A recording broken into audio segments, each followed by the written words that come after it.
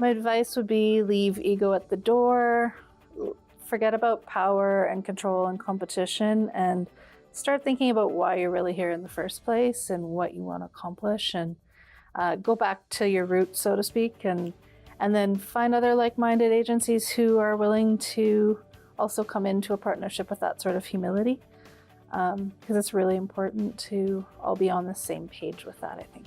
You have to carve it out. You have to make it a priority. It can't be something that we continue to do off the side of the desk. And so what we know about that in this field is we do a lot of things that way, but they often fall off. And so this needs to be front and center.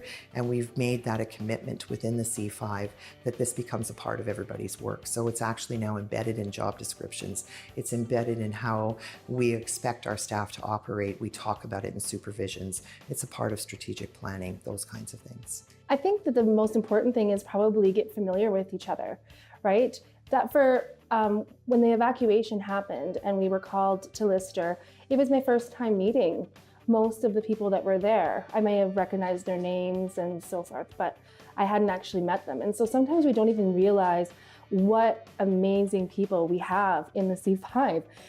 Now I feel like I can phone.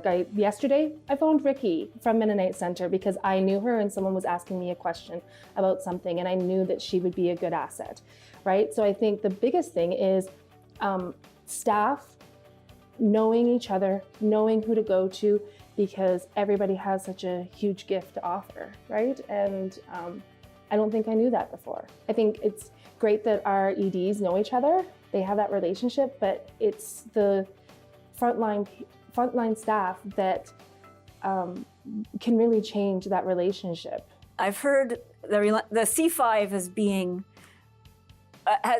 an outgrowth of the coalition of the willing, and I see the C5 as the coalition of the willing to work. And so the 5 groups, the 5 agencies that stuck with it and had a retreat, that put the time into laying that foundation, and through that gain trust with each other so that we can talk about our struggles as agencies, our struggles at improving our practice, our reflection on our practice. If we can do that together, that turns into a cohesive collaboration. And that's what the C5 has invested in.